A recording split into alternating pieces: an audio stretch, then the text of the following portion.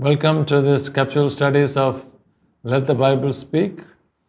We are doing a three-part study, and this is the third part of the study on this vital topic called filling of the Spirit. We saw in the first part an associated word, the Holy Spirit baptism.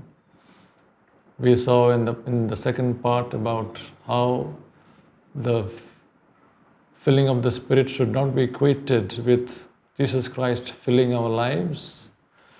Now we're going to see those two Greek words that is being used for this particular phrase, filling of the Spirit.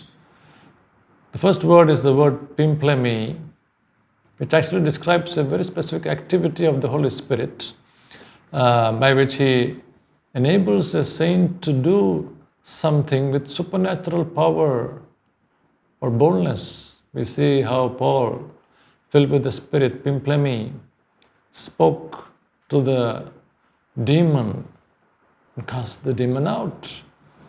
We saw how Peter, when he was facing the ruler, suddenly, filled with the Spirit, pimplemi, spoke the word with boldness, supernatural boldness. So this particular word, pimplemi, is a very specific activity of the Holy Spirit. We cannot make it happen. The Spirit decides to intervene in a particular situation and reveal the power of God in that situation. It's a very, very important point to understand. This kind of pimplemi filling, we cannot make it happen. The Spirit sovereignly does it through the believer who is serving Jesus. The second word is, the Greek word is the word plero. This word is found in the book of Ephesians 5:18, where it says, "Do not be filled with wine, which is dissipation, but be filled with the Spirit." This word plero is again a word that denotes the Spirit's activity, but it is not through a person, but into a person's life.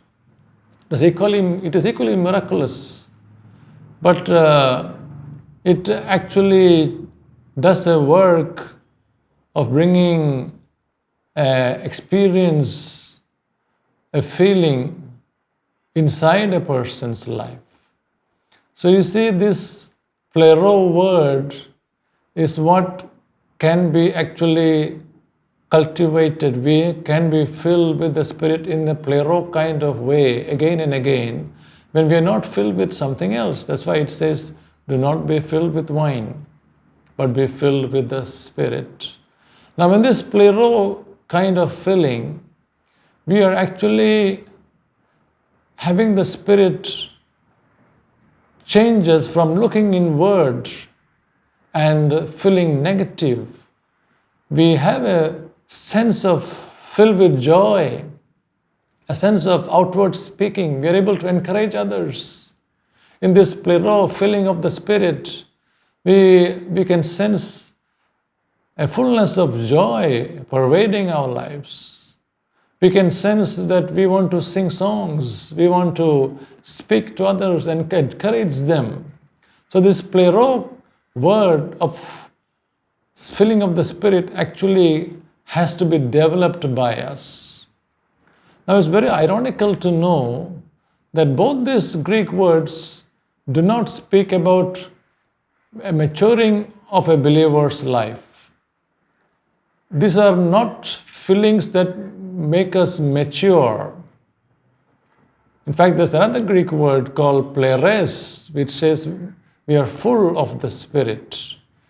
This is the word that actually speaks about the inner workings of the Spirit that makes us, transforms us, that changes us, that actually makes us more and more Christ-like.